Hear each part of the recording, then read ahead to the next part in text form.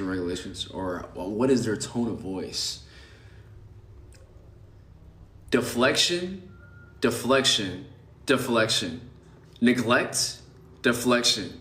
They will never answer the question directly. They will always minimize your problems, even if it's about what? The money.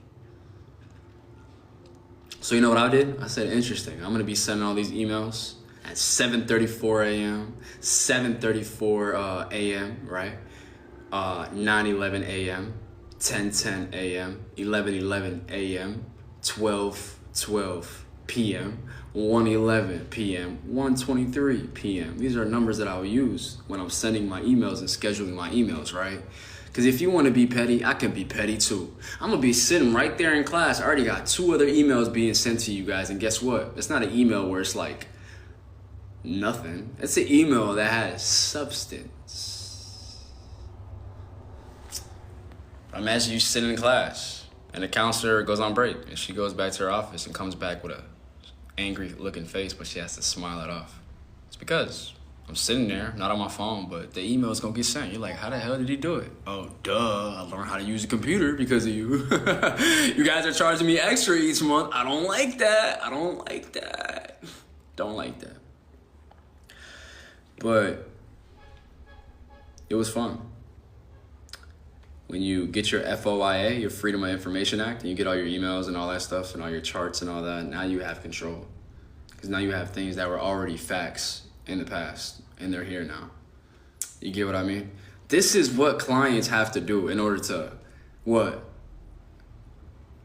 To stand up towards treatment centers. Like, yo, like, what is your billing schedule? What is your billing time? What are you what are you doing here? You have a whole treatment center, but you don't have class start and end times. That's number one. But then you want to give all my friends $0 balance, but then you want to make my balance high for some reason. Isn't that called like nepotism or some type of word, neglect, abuse? You know what I mean? Like that has to be some type of narcissistic trait right there. Shit's crazy.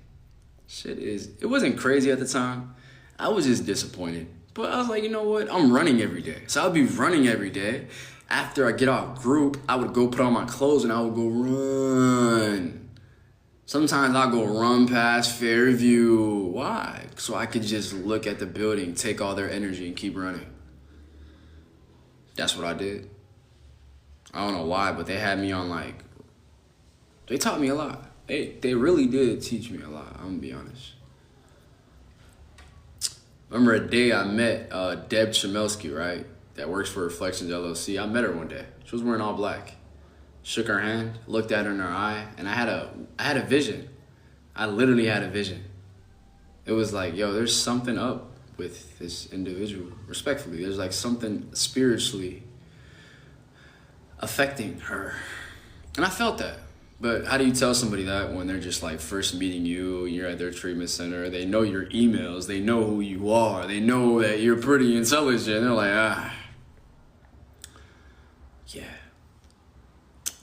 So how does Chris Middleton, right, one of the workers at management sorts, right, billing management, like, you know, he would lead groups too. As you can see, his name is right there. Chris, Program Director. That's what I put on there. Now, when he would join the group and lead the class, I'm telling you, those Zoom calls are recorded. I never recorded it, but I know that it's recorded on some type of software and that can get subpoenaed, I believe. But when you hear how I was not like being, when I say disrespectful, I was literally like, I don't know, I had magic, man. I had real life magic. I was able to just flow with conversation so nobody gets like, you know, offended. But everyone can see where they're at in this perspective, right? So you already disable everything, right? But like I said, I don't know why this girl wants to join. I don't want to see your face. So yeah, it's their billing was completely messed up. And I was going to treatment here in 2024. And I don't know why you charged me more mostly every single month that I was at that treatment center. And this is just one little glimpse of all the months, or the majority of the months, that I actually had a lot of class times, right? That I documented. The topic, the counselor name, group end time, group start time, actual group end time, actual group start time. Cause like, I'm like, yo, like, if y'all just going directly typing in my name and typing in claims under my name, but you guys don't have actual class times, then what are you billing to insurance, and how much money is being made here? Straight up, how much money is being made here? If I'm a client and I gotta do all of this, how am I even having break? But guess what? We made it work though. I'll be on my laptop on my Zoom call, you know what I mean? You know, like doing my work, and I'll go eat. Stuff like that. I'll stay busy, right? Be doing something. Because I'm just like, yo, I have to have an edge on this. Like, so you know what I did? I began to, I don't know, lucid dream, whatever it is. Like, I began like to feel like I was a calculator. And then I was like, okay, listen. If this company, let's say there's 30 of us, but they have 3 locations, right? Reflections LLC, they have a Stillwater location. I was at the St. Paul location with false billing times. They didn't have no actual class times until November, December of 2024. And Chris Middleton sent an email to all of us with the new class times. And he also said that we're getting an extra hour every day, but the stipend is still $650. LOL. What happened a few months later? New Way got shut down. Whoa, shit's crazy. What did Chris Middleton tell me, the program director? He said, well, we're just a mom and pop treatment center, and we just kind of copy New Way down the street. Oh yeah, you mean that New Way over there that got caught with double billing and billing fraud? That one? That had to pay $18.5 million? Talking about that one over there. Oh, okay. I see. Now, I would get up at around 3 a.m. Like, I would sleep. Some nights I would pull an all-nighter, but usually I liked it when I went to sleep and I'd get up at like 4, 5 a.m. Sometimes 3:33 a.m. My body would just wake up at that time. Like, I'm waking up like the Undertaker. Go take a shower, come back, light my incense up, ground myself a little bit, hold my crystals, open up my laptop, and get to work. Get these emails out for the day. Whatever's coming to my mind, I'm working on it. Boom, let's get to it. And I'm just like, how are they still open right now? How come they haven't been investigated yet? So it's not just Access Healing Center that was having questionable billing practices. This place had questionable billing practices. But Deb Chamelski, you can tell by her personality when she's emailing me that you can just see exactly if she's a covert narcissist or not. You can just see if she wants to admit the fact that or not. It's crazy, bro. It's crazy. I don't blame them. Business is business. But then again, please, my name is Muhammad Ali for a fucking reason. I'm gonna figure out my rights and I'm gonna stand by those boundaries. Because not you can tell me what's right or wrong when that law book says something completely different. And if you're living a lie, right? And I'm living the truth, but there's a lot of y'all lying, right? My truth is always gonna trample over serpents. Easy, because you're not living in truth. You're not honest in your billing practices. If you're not honest in your billing practices, means that what?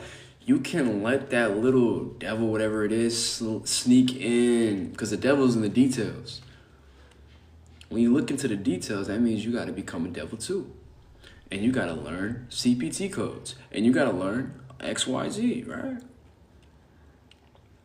That's what I did. I became like a super villain. I was like, ha ha ha. I'm like on a computer late night, 3-4 hour shift, literally not getting paid for this, but it feels so relieving. Because every time I send those emails, I would hear birds outside just chirping, bro. I'd be like, man. And I felt like a huge weight get off me. But I was just like, what are y'all doing? Like, what do y'all really got going on? What do y'all got going on? why y'all doing this billing stuff? And if y'all gonna do the billing stuff and y'all running up a lot of money, right? Y'all running up a lot of money. Let's be 100%. Y'all running up a lot of money. Money that's undocumented for, or documented in an unethical way. You get what I mean? Hiding right in plain sight. But if you're already making all of that, why wouldn't you just make my stuff just normal?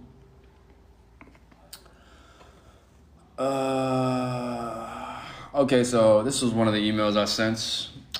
Dear to whom it may concern, I hope this message finds you well. I am writing to address an incident that occurred during the Zoom outpatient group session on 12/10/2024 and to seek clarification on group sharing protocols to ensure alignment with program policies. During the session, I shared a Google Sheets link in the group chat. The document contained only my personal group times from 12/2 through 12/9. This effort stemmed from a suggestion made by Julie during an earlier session where she encouraged us to document our group times. My sole intent was to share my experience and provide an example for others who might find it useful, not to solicit a discussion or impose my actions on anyone else. Shortly after I shared the link, Nikki, LADC, which is a licensed alcohol and drug counselor, expressed concerns, stating that I had violated HIPAA laws and deemed my actions unacceptable. I respectfully clarified that the document contained only my personal information and explained my intent was to support, not infringe upon, the group's dynamics or confidentiality. I also reinforced my commitment to group norms by stating I would explicitly ask permission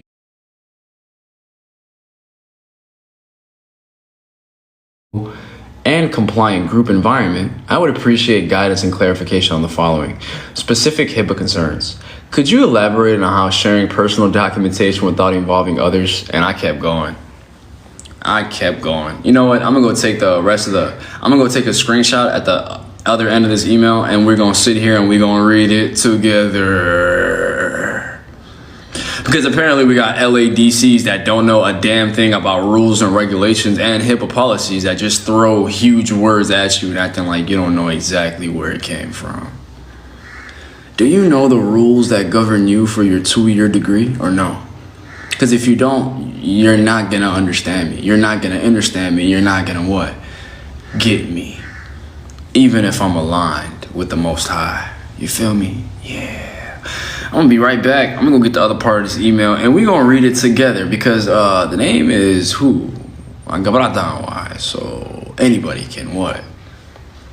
Get clarified on their truth or their falsehood. And we're gonna see exactly what she meant by I violated HIPAA laws and deem my actions unacceptable. We're gonna see if that is actually in the law book.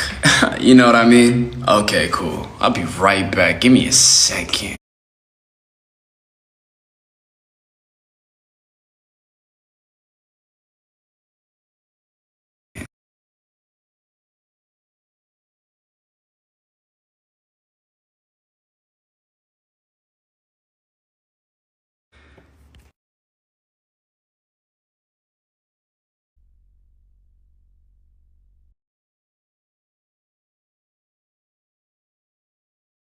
What's going on over here, man?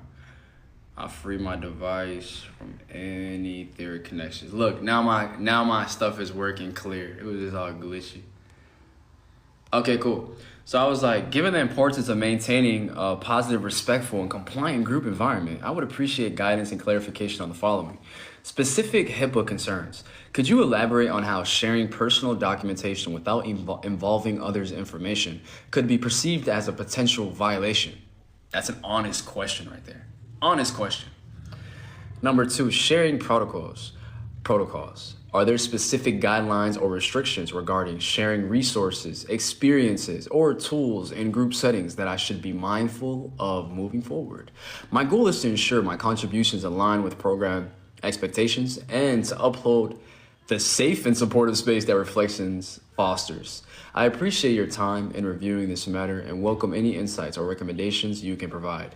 Thank you for your continuous support and for helping me grow through this process. I look forward to your response and will ensure I remain proactive in maintaining a positive experience for myself and my peers. Warm regards, Muhammad Ali. Now, was that honest right there? Was that truthful? Did that like give you a good feeling after you got done reading that? Did that make you feel good? Yeah. Because I made sure that there's a positive, very well written. I appreciate you guys. I appreciate you. Now the thing is, all my emails with Reflections LLC were very well written. On top of me overdosing 6 times. On top of me not learning how to maintain healthy bonds and relationships, right? All of that's going on. But I took the time out of my day. Yes, I utilize artificial intelligence. So what? I utilize it so I can articulate myself professionally and positively too. And that's what I did. And I was proud of myself. Proud of myself. But there's a lot of friends that I know that passed away.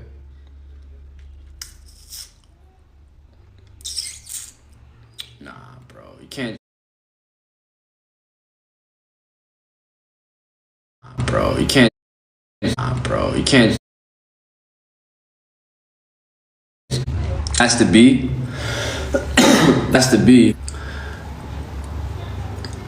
a Doge, Department of Government Efficiency, in every single state. They have to be active. They have to be in all these centers. There has to be an office specifically for them at every one of these centers.